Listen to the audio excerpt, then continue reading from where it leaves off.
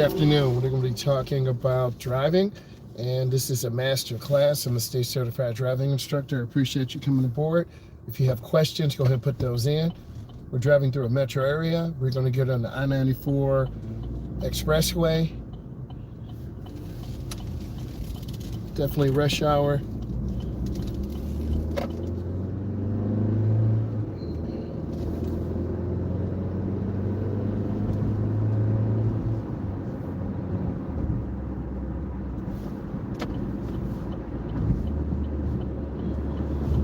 These ramps are very old, they're short, so you got to come out and get up to speed. We're about 60.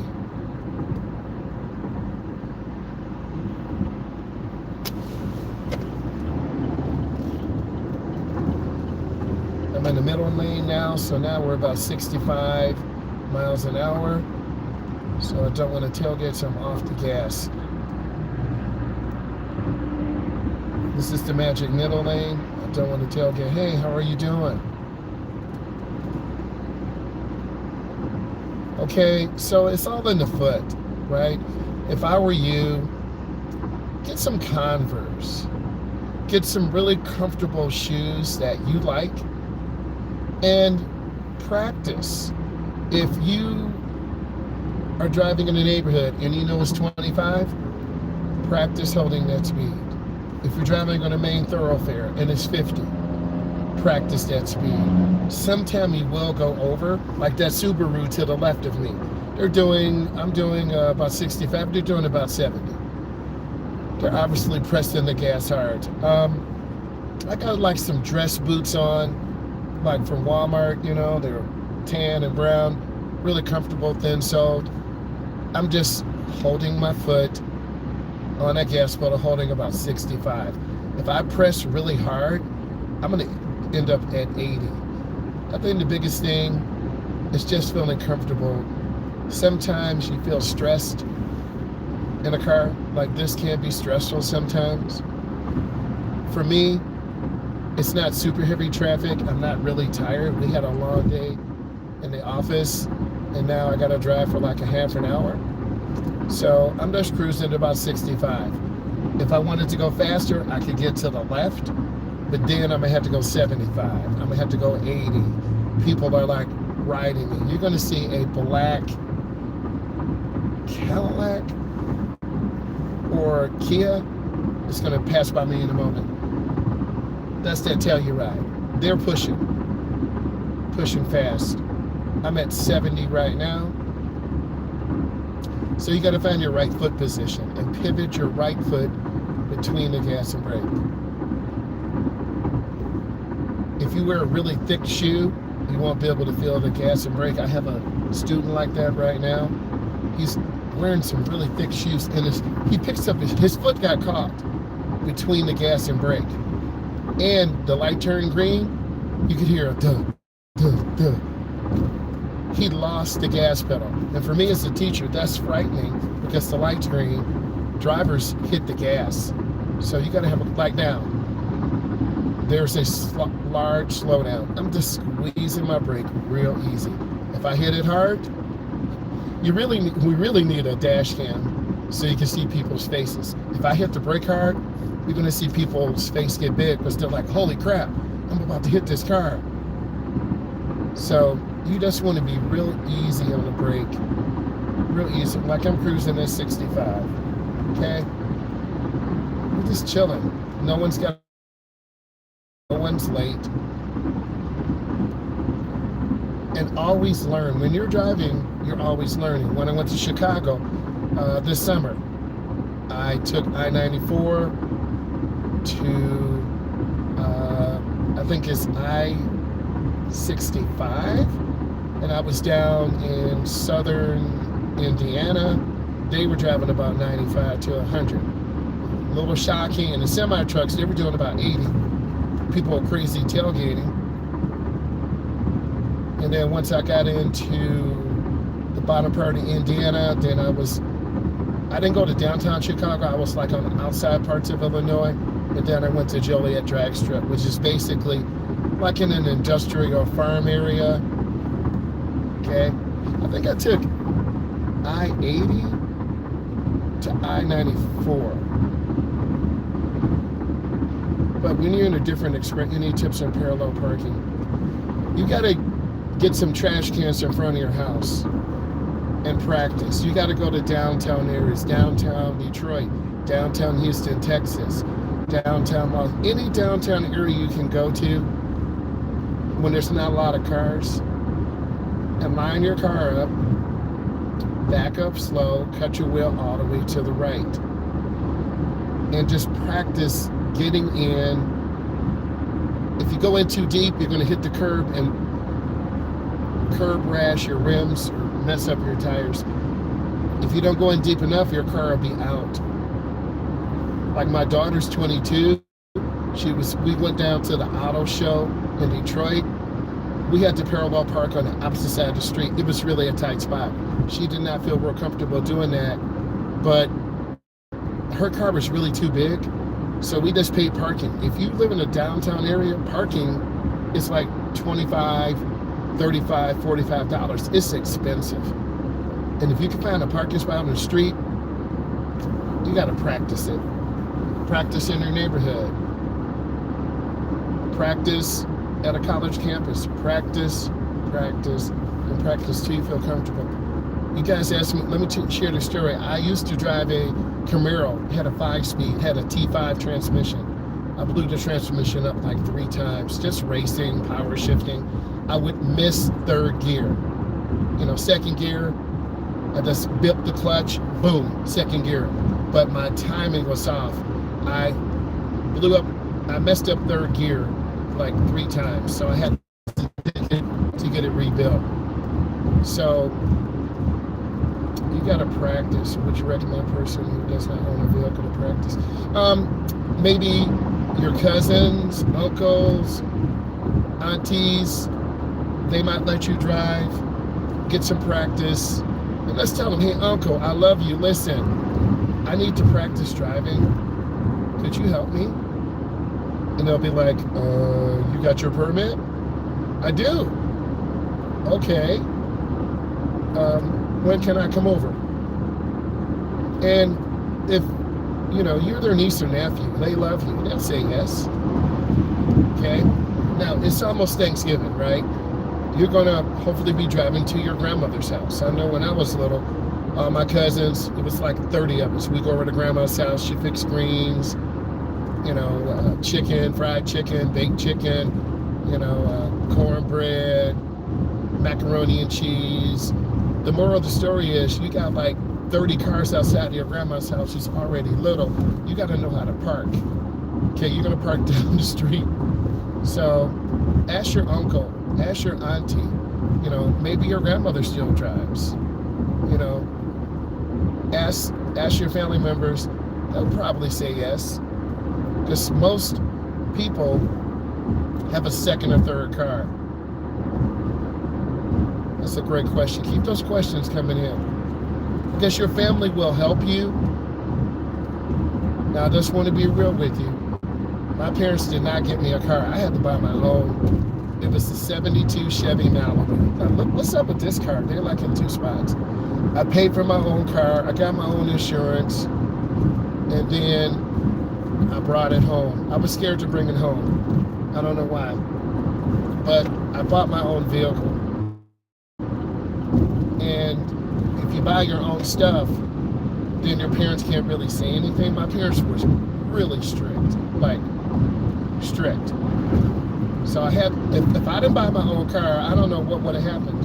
I would have been embarrassed in high school. Like I'm choosing to get over to the middle lane because I'm cruising. I think today more you need a car, but remember, people take Uber and Lyft, but that's expensive. Okay, I was in Dallas, Texas for 3 days. I spent like $10 to $15 a day. Let's say $30. Okay, like this curve. I'm lifting my foot a little bit. If you're going too fast, you're going to lose control and go off the road to the right. And in the wintertime, here in the Midwest, these roads freeze. I've seen cars go into the ditch. I've seen cars hit walls. So you got to go slow in a curve. Like, we're cruising about 75 miles an hour. No one's really doing 80. No one's really, they can't. So go into your curve slow, be smooth. When you're younger, you're going to drive crazy fast. But if you're going to get a ticket, and then you're going to burn up your car. So we're cruising about 70 miles an hour now. If I want to go faster, I get to the left. Don't be scared to get out and drive. Go to downtown areas. Go in your community. Because, you're young, you got to drive. You're in high school or college, or you're out of college. You got to have a car. You could, do, online work, but you got to have a car because you're going to want to go out. Keep the questions coming. Let's go into your turn slow. Like me, I'm cruising about 70, 75 miles an hour. It's just a relaxing drive right now. Okay? And then once I pass these curves, I'll get back over to the right.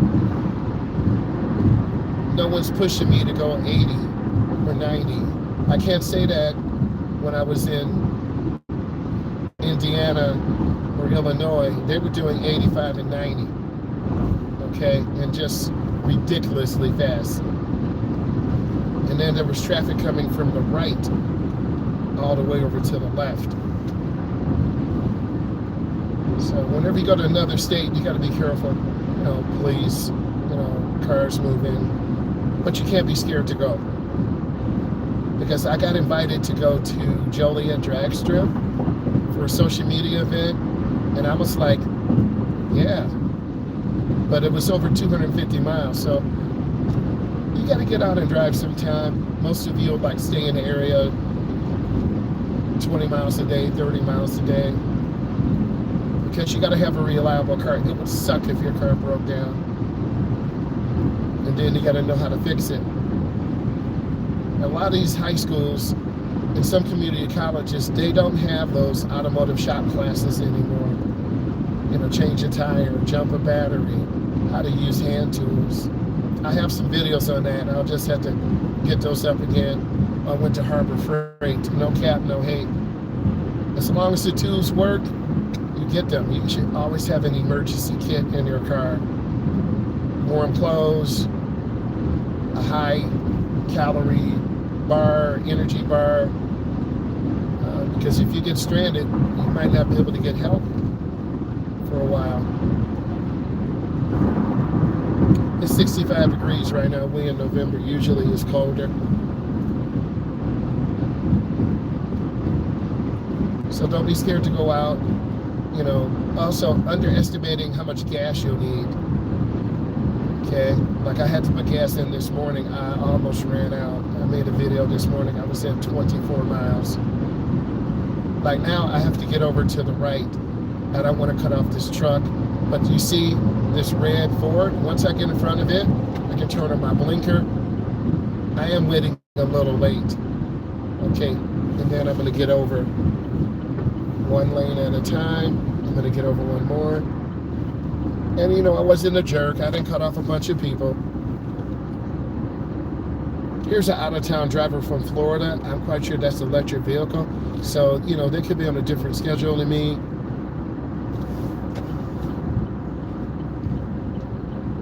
And then this is the clover leaf. You got to go in slow. In Indiana, I almost crashed because I went too fast. I'm used to these. These are not, but the one in Indiana, really tight. I almost went off the road. Almost lost control. And it happened so fast.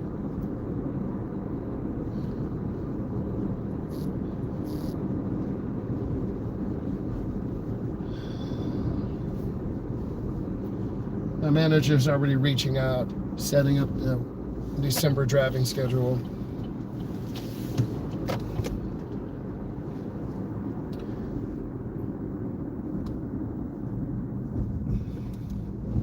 Yeah, it does scare you a little bit.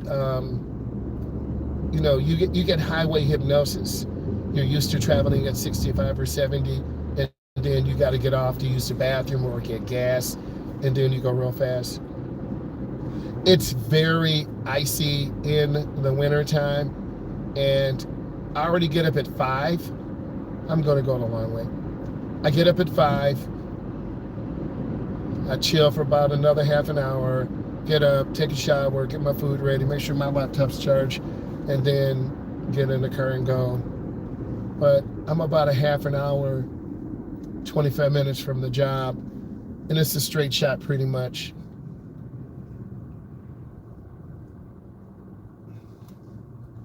But, you know, those short 3-hour trips, you got to travel. Wisconsin, Chicago, Kentucky, you know, we gotta drive. You can't be scared to go, and it's fun. And I think as you get older, you don't really want to drive as much, but you need to.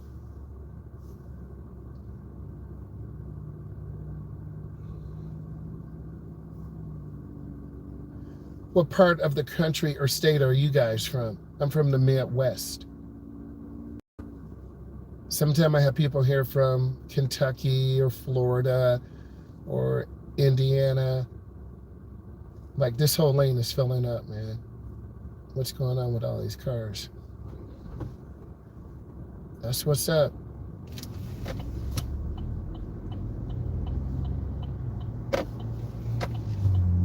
How did you find the channel? I always ask. Was it recommended to you? I'm getting better at making better titles and better thumbnails, so I'm getting a lot more views now. And a lot of people like driving. I like driving. I do have some older videos of me in Iowa. I got to get those and put those out there. Trying to take my time. Lady, where's your blinker? I'm going real easy.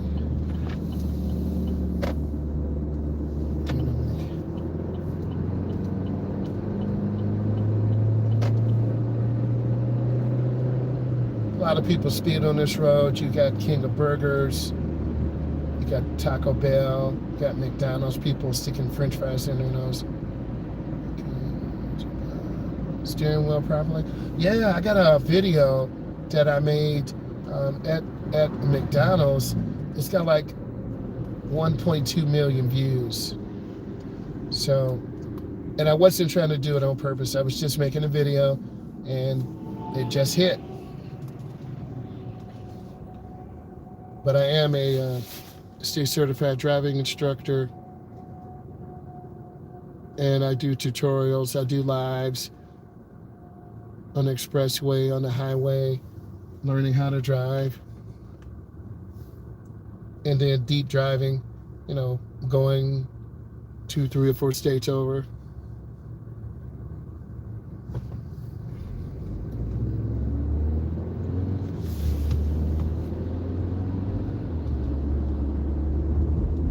Put some more questions in.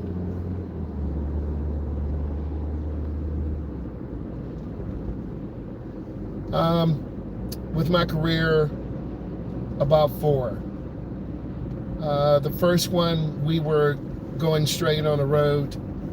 A guy hit us head on. We were getting ready to make a left turn. A guy, like this car driving straight down the median, he hit us head on. We got a ticket, but we had to go to court. The judge dropped it. Another one, 3 football players put the car in the ditch. It was in the wintertime. The kid kept hugging the right, hugging the right, hugging the right. We went in the ditch. Another one was the side swipe. We were making a right turn into a shopping mall. The guy got really impatient. We were halfway into our turn. The guy sideswiped us. Had a student hit a mailbox, broke the mirror off. A lady rear-ended us. A lot of people tailgate driver's ed cars, and when you see driver's ed cars, stay away from them. But a lot of people get impatient, and they act different. They act different when they see the driver's ed big cheese sign on top. Stay away. Stay away from cars. Give us space, give us room, you know.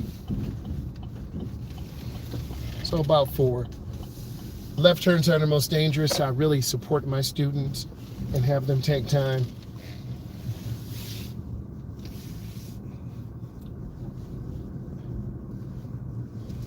I take them in parking lots like this. tight little turns, just to help them become a better driver. We do a lot of parking in areas like this, colleges, which have a round circular drive. You see this turn? Okay. Okay, guys, I got to go pick up a client. I will go live later this evening, around 6:30, and then we'll talk then. Thank you so much. Subscribe.